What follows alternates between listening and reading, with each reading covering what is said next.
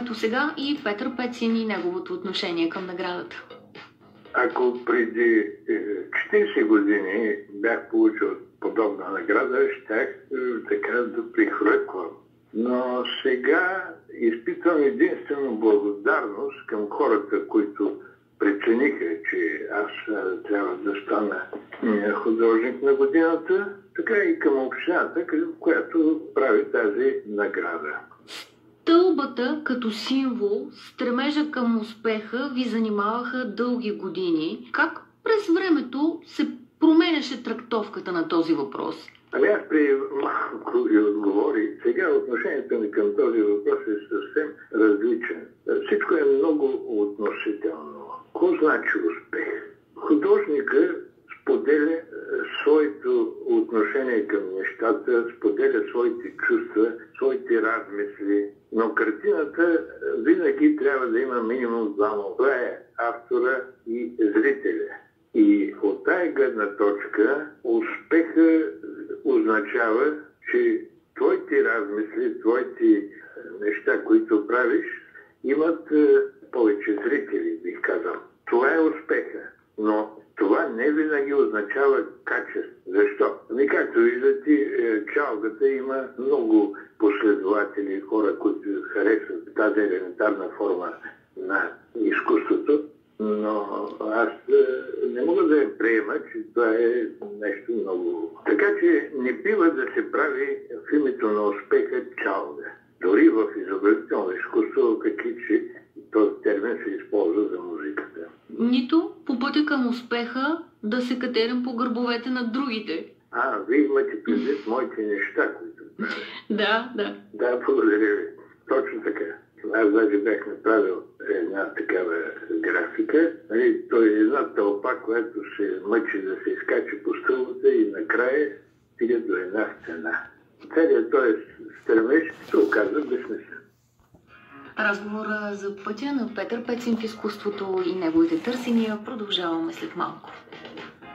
Когато завърших образованието, висшето образование, социалната тема беше много характерна за изкуството и най-вече за изкуство в Източна Европа.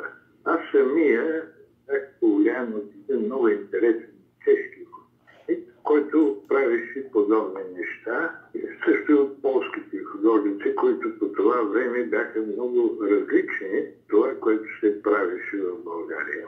И така си изградих едно отношение към нещата. Моите картини са по-скоро разказ, размисъл. През 2017 година направихте една изложба. Тогава казахте, че този цикъл, върху който работите дълги години, е вече приключен. Сега какво ви занимава? Има ли нови теми, нови символи?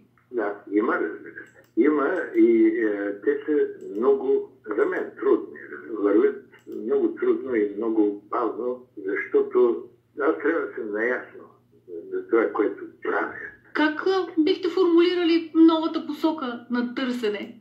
Още по-дълбоко влизане в себе си, в моят възглед към нещата и света, който за последните години се промени много. Вече аз не съм толкова елементарно критичен към нещата. И това е големия проблем. За мен, разбира се. Повече нюансиране. Не само той. Повече търсене на причинно-следствените връзки, на точно този богатство на емоции и чувства, които изграждат съвременния свят.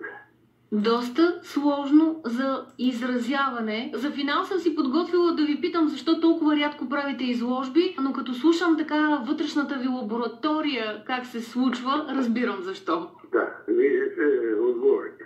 А все пак очертава ли се изложба? Знаете ли, аз в момента правя за мен 3 важни картини. Тези картини ги правя вече 5-6 години.